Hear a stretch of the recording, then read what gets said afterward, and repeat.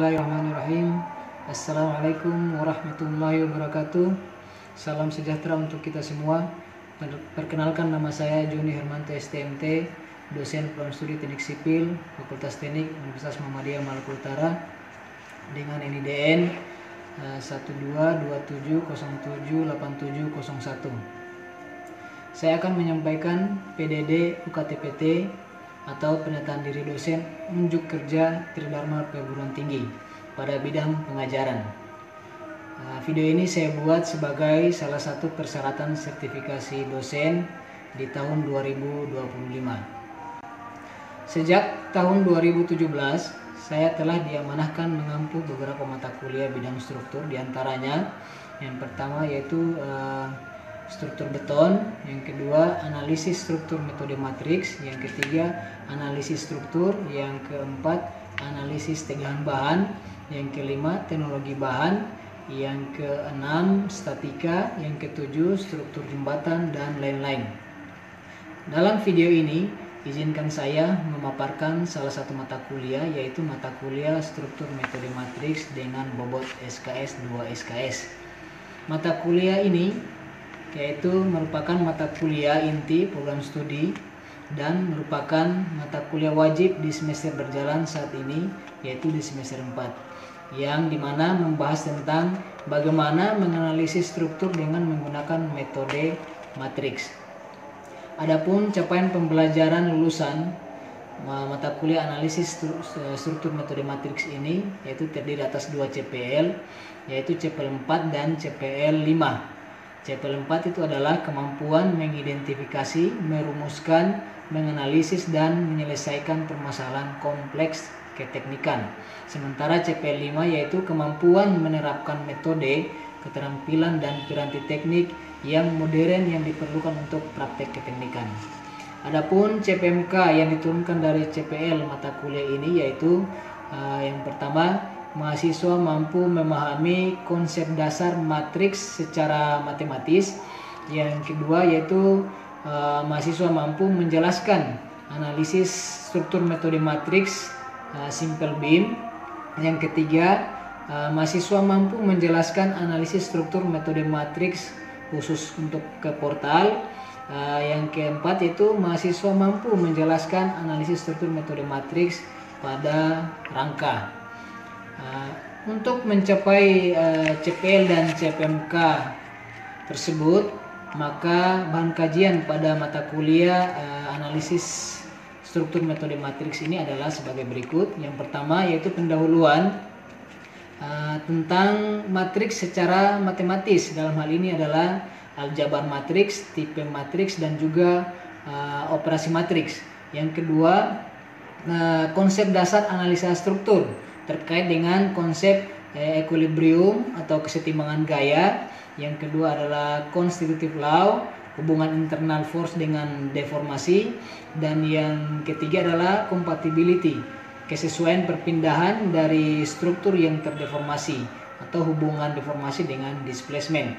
Dan yang ketiga adalah metode matriks untuk analisis struktur, di mana dalam hal ini adalah metode kekakuan dan metode fleksibilitas terhadap struktur simple beam, portal, dan juga struktur rangka.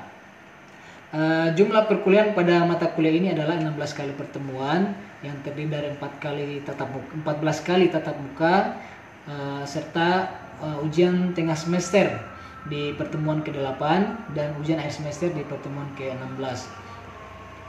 Adapun metode pembelajaran pada mata kuliah analisis struktur metode matriks ini yaitu pendekatan student centered learning, yaitu berpusat pada mahasiswa dengan pendekatan antara lain yaitu pendekatan pembelajaran aktif, misal contoh diskusi, presentase, latihan kasus, dan lain-lain. Yang berikut adalah pendekatan berbasis masalah, problem based learning, dan yang terakhir adalah simulasi dan pembelajaran berbasis project atau project based learning.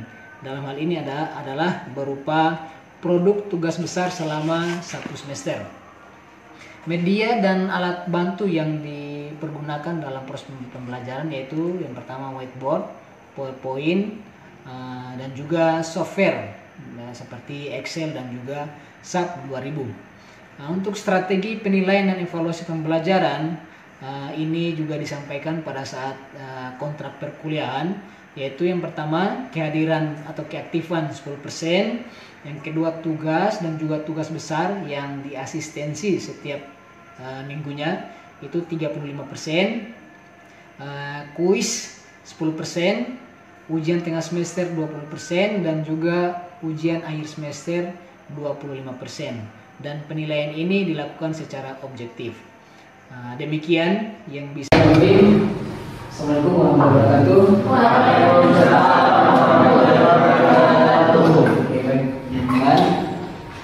Pada kesempatan hari ini kita di pertemuan keempat kita akan membahas terkait dengan analisa struktur metode. Sebelum kita memulai, marilah kita berdoa dulu. Berdoa sesuai dengan kita masing-masing. Berdoa mulai.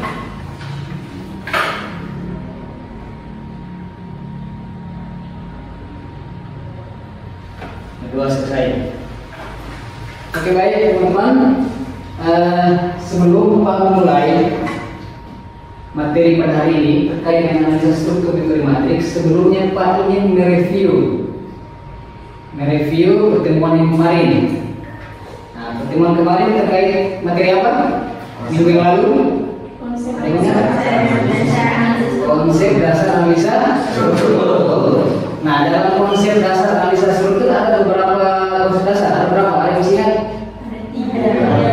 Ya, yang pertama equilibrium, yang kedua constitutive law, dan yang ketiga compatibility. Oke, jadi ada 3 ya, yaitu equilibrium, terus constitutive law, dan compatibility. Oke, yang penting ada di sudah ingat. Palang saja untuk materi kita pada siang hari ini, yaitu analisa struktur dengan menggunakan metode matriks. Nah, apa itu analisa struktur metode matriks?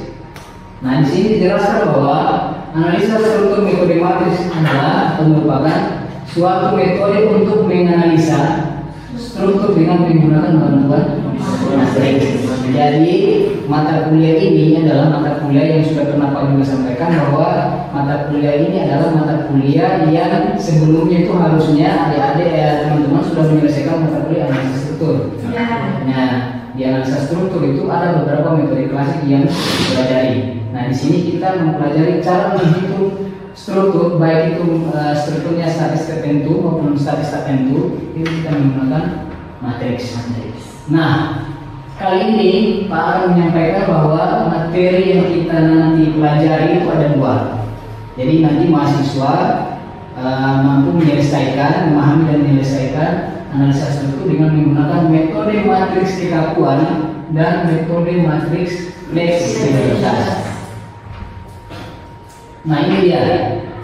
Apa itu metode matriks kekakuan? Nah, metode matriks kekakuan itu biasanya disebut juga dengan stiffness method atau metode kekakuan.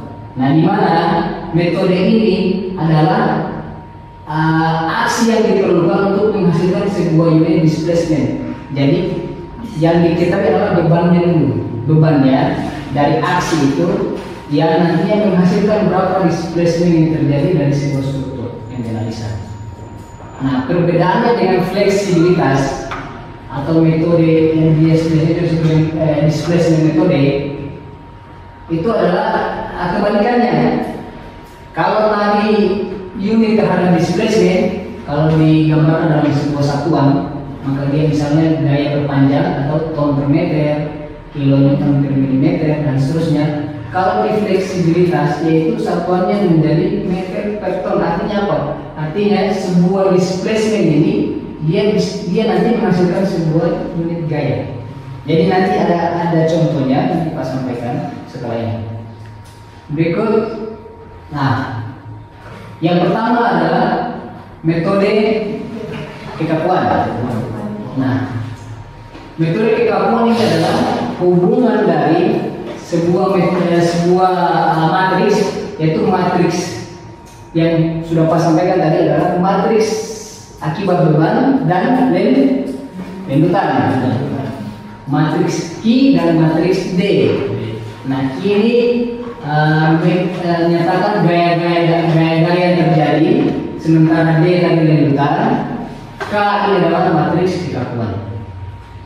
Nah, sini dijelaskan bahwa Q adalah menyatakan gaya-gaya yang timbul pada titik diskrit. Nah, titik diskrit berarti di modal-modal, di poin-poin, di setiap titik-titik join-join. Nah, yang ya akibat diberikannya lendutan. Nah, jadi nanti sebentar ada gaya yang diberikan sebesar satu satuan, disebut dengan lendutan sebesar satu satuan, dan akibat lendutan itu maka muncullah gaya-gaya yang nantinya kita terjadi setiap kondisi. Yang berikut, Q adalah gaya yang koresponden dengan lendutan. Nah, ini artinya bahwa setiap lendutan yang bekerja, misalnya arahnya translasi ke arah kanan, maka Q-nya juga harus dijabarkan ke arah kanan, harus koresponden. Sementara K itu menyatakan kekakuan dari sebelum. Oke, lanjut. Nah, untuk metode kekakuan itu sendiri juga biasa disebut dengan metode displacement yang Mas sampaikan tadi, atau displacement metode. Itu kenapa? Karena analisa dimulai dengan ya diberikan tadi gaya satu satuan, gaya sebesar satu satuan yang disebutkan dengan D displacement sebesar satu satuan, sehingga di sini disebut bahwa analisanya dimulai dari. Nah, metode kekakuan ini merupakan cara atau metode untuk analisa struktur, di mana dalam prosesnya perumusan dari analisanya itu diambil dari lendutan di titik diskrit, sudah Pak sampaikan tadi, sebagai besaran yang hendak dicari. Jadi sama ya penjelasannya.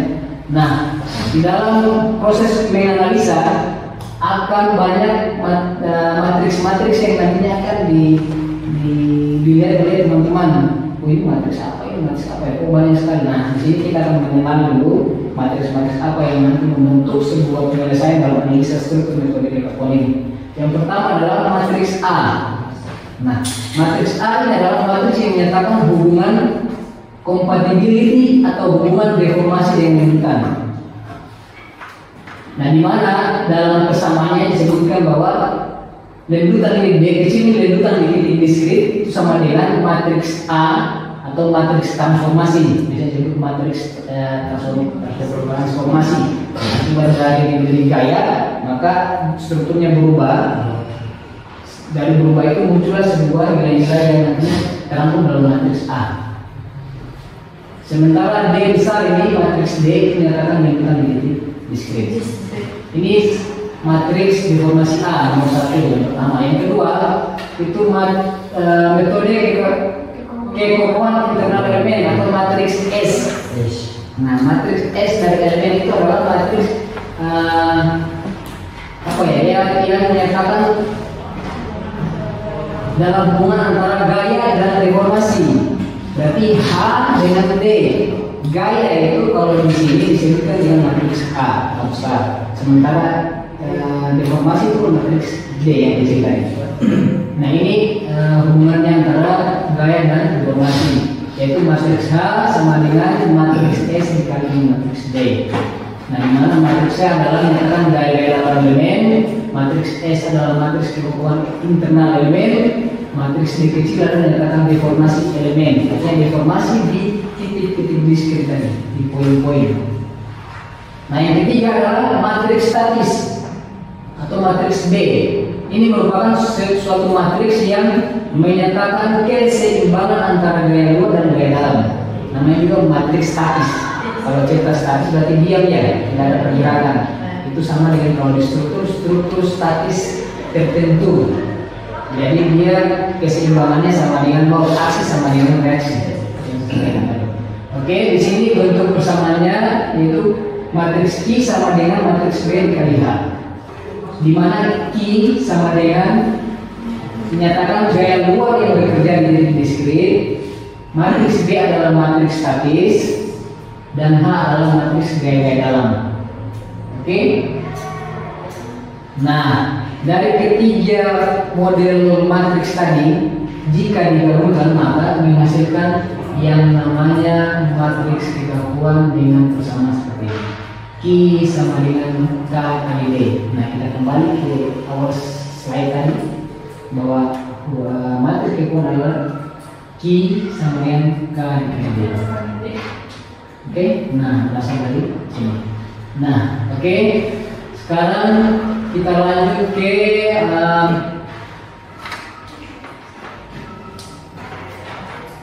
nah, sebelum struktur itu kita analisa, nah di sini nanti Pak akan memberikan contoh. Kan ada teman-teman kan sudah punya tugas besar ya? Sudah berhasil semua kan? Oke. Di tugas besar itu ada 3 model tugasnya, yaitu tugas simple beam, barok sederhana dengan peletakan yang dengan statis tertentu, peletakan lebih dari 3 ini untuk keseimbangan. Terus ada yang portal, ada juga yang angka, ya, ada 3. Jadi sebentar nanti mungkin Pak akan memberikan sebuah contoh yang masuk ke portal, sehingga kalau kamu selesai pasti di simple ini juga pasti memberikan spasi. Jadi apa lagi bilang kemarin? Nah, untuk memulai menganalisis sebuah struktur dengan menggunakan model matriks kegabungan, itu awalnya kita harus menentukan dulu berapa degree of freedom-nya, berapa derajat kebebasannya, baik itu statis maupun dinamik.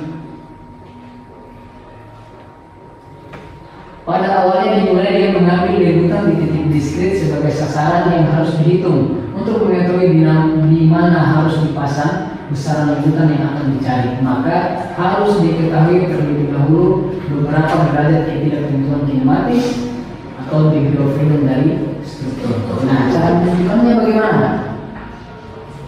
Ini dia.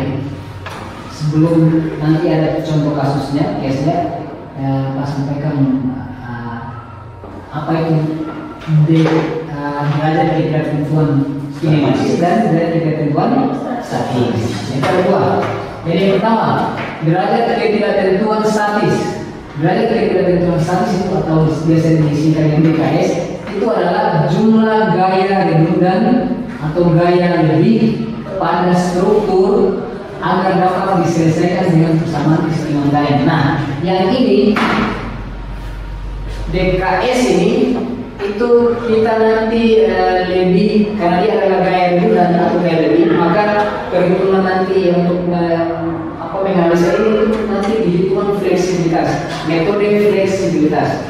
Nah, untuk metode kekakuan kita nanti akan mencari nilai DKK-nya, derajat ketidaktentuan kinematis. Nah, derajat ketidaktentuan kinematis di sini disampaikan bahwa dia merupakan adalah jumlah displacement. Apa displacement? Displacement tadi perubahan displacement, terjadinya displacement akibat deformasi. Terjadi displacement di sini cuma ada 2. Akibat gaya saja. Displacement terjadi akibat beban atau beban gaya. Nah, displacement yang terjadi cuma 2. Ada translasi dan translasi. Translasi itu apa? Translasi itu adalah gaya yang arahnya vertikal atau horizontal saja. Sementara rotasi, kalau rotasi berarti angular atau ya. Jadi cuma 2 model struktur, semua struktur dianalisa semua cuma 2. Displacement yang terjadi cuma 2. Displacement translasi yang tadi artinya arahnya horizontal atau vertikal, dan yang kedua adalah translasi dan seterusnya. Nah, itu jumlah displacement yang baik translasi maupun rotasi yang belum diketahui besarannya di masing-masing titik diskrit tadi, di ujung tentang tadi, di ujung frame. Dan sebentar ada contoh kasusnya. Oke? Nah, ini dia. Ini adalah contoh model, misalnya dia strukturnya di sederhana dilatih oleh 2 pergerakan speed. Nah, kalau dilatih 2 pergerakan speed, berarti semua struktur yang ada itu berarti terkekang full. Ya, betul kan? Ya. Dia terkekang full. Kalau terkekang full berarti tidak akan terjadi rotasi maupun translasi. Betul kan? Betul. Maka berapa dikatanya? Tidak ada gaya yang ban, tapi tidak, karena akibat dari dua peletakan jepit ini maka tidak ada rotasi dan juga tidak ada translasi, tidak ada pergerakan pergeseran akibat gaya yang tadi. Paham? Oke. Sekarang yang kedua. Sorry, yang ini untuk karena dia tidak terjadi dekakan sama diapol, otomatis pasti ada gunung gaya. Nah, disebutkan bahwa DKS itu ada 3. Dari mana 3?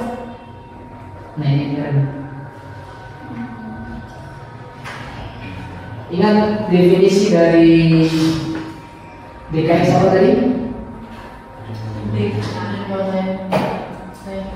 Nah, kelebihan gaya atau redundan dari sebuah struktur. Nah, kalau di contoh kasus ini, peletakannya kalau peletakan jepit, berarti dia tidak akan mengalami rotasi dan translasi, baik vertikal maupun horizontal. Berarti ada misalnya di sini posisi di HA, HA-nya berarti sama dengan 0, VA-nya sama dengan 0, momennya juga sama dengan 0, betul kan? Nah, sekarang syarat kesetimbangan gaya harus 3 syarat ini sama dengan 0, sigma momen sama dengan 0, sigma vertikal sama dengan 0, sigma horizontal sama dengan 0, betul kan? Jadi sampai dari analisis itu sampai sekarang masih ikut konsepnya sama. Nah, 3 kesetimbangan gaya sama dengan 0. Nah, sekarang gaya yang ini dari peletakan ini A dan B, harusnya kan cuma kalau dianalisa menjadi sebuah analisis struktur yang statis statis tertentu, itu kan cuma 3 gaya, sigma momen sama dengan 0, vertikal dan horizontal. Nah, sekarang ini kan ada apa ya? Di sini 3, di sini 3. Otomatis dia lebihnya jadi 3 lebihnya. Paham? 3 peletakan, 2 peletakan ini bisa menahan gaya tadi. Artinya tidak akan terjadi rotasi baik di arah X, arah di peletakan di A dan di B. Itu satu. Yang kedua, tidak akan terjadi translasi baik di A maupun di B. Berarti ada 6 pergerakan yang memang tidak bisa bergerak. Tapi karena proses karena apa? Kesamaan kesetimbangan gaya cuma 3, ya, sigma momen sama dengan 0, vertikal 0, tanggal 0, sementara sini ada 6, maka yang menjadi gaya lebih adalah 6 dan 6 dikurang dengan 3 sehingga nilainya sama dengan 3. Paham ya? Paham. Oke, kita lanjut. Yang kedua, berarti coba yang kedua, saya bisa. Berapa dikatanya? Derajat dari ketentuan kinematis. Berapa displacement yang terjadi? Baik translasi maupun rotasi. Di soal ini, di contoh case yang kedua. Berapa dikata?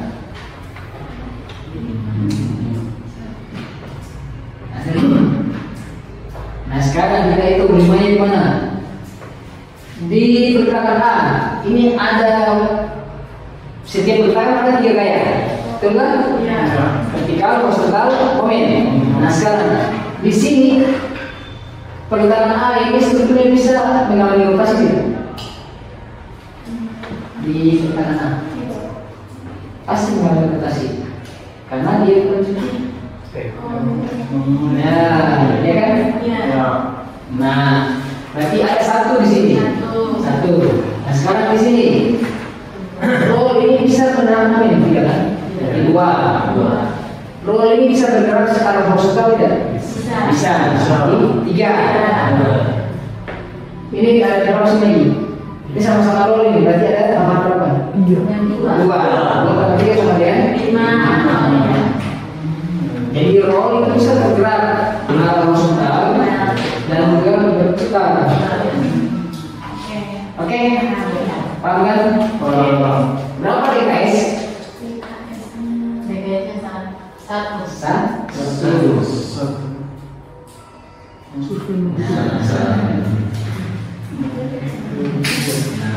Paham semuanya? Oke. Nah, berikut yang terakhir. Total. Misalnya seperti ini, berapa dikata? 2. Berapa dikatakan? 2. Dari mana 8? A, B, C, D. Karena selalu dilihat ingat dikatakan itu adalah di setiap ujung-ujung. Di setiap ujung-ujung, jangan lihat cuma peletakannya saja, tapi lihat di setiap join. Jadi joinnya ada A, B, C, D. Nah, di join yang tidak ada peletakan ini pasti semua akan mengalami displacement, baik itu dia horizontal, vertikal maupun momen. Kalau dikasih gaya dorong pasti mengalami dorongan, mengalami perubahan. Nah, jadi di sini dari sini 3, 2, jadinya 8. Oke, lanjut. 1. Paham ya? Ya.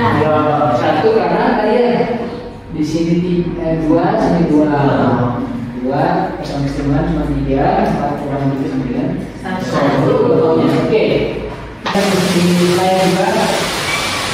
Bukannya dua lantai. Saya kan tidak ini saya dua lantai, tapi prosesnya tetap sama. Nanti dihitung ada berapa frame, 1, 2, 3 frame. 1, 2, 3, 4, 5, 6. 6 berarti berarti kita join. Kali 2. Jadi B-nya yang itu tugasnya, tapi tugasnya ini nanti dibuat yang poin lalu, yaitu fitness method. Karena yang itu mau belajar, jadi setelah ini belajar dibuat, teman-teman di rumah, setelah itu yang saya, nanti kita cek. Yang untuk totalnya sama yang seperti ini. Yang seperti ini kan seperti ini. Oke, ada yang mau bertanya sebelum Pak Akhiri?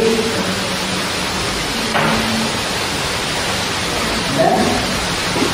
Gimana? Sudah cukup jelas? Jelas? Jelas? Nah, nanti dikonsultasikan dan dari case juga bisa ya. Kalau kalian dibuat, jika ada yang kenalan ini seperti yang bisa prosesnya kemudiannya selalu asistensi. Oke, baik. Kalau tidak ada yang mau ditanyakan, semuanya sudah memahami. Insyaallah kita masuk minggu berikut adalah tentang bagi fleksibilitas. Dan kekuatan sudah sebelumnya kita masuk ke fleksibilitas. Contoh kasus portal. Ini belum masuk ke apa ya? Yang aja belum angka dulu. Angka belum. Jadi angka itu sama. Metode evaluasi dan juga metode fleksibilitas. Oke, baik teman-teman, saya akhiri pertemuan kita pada hari ini. Wassalamualaikum warahmatullahi wabarakatuh.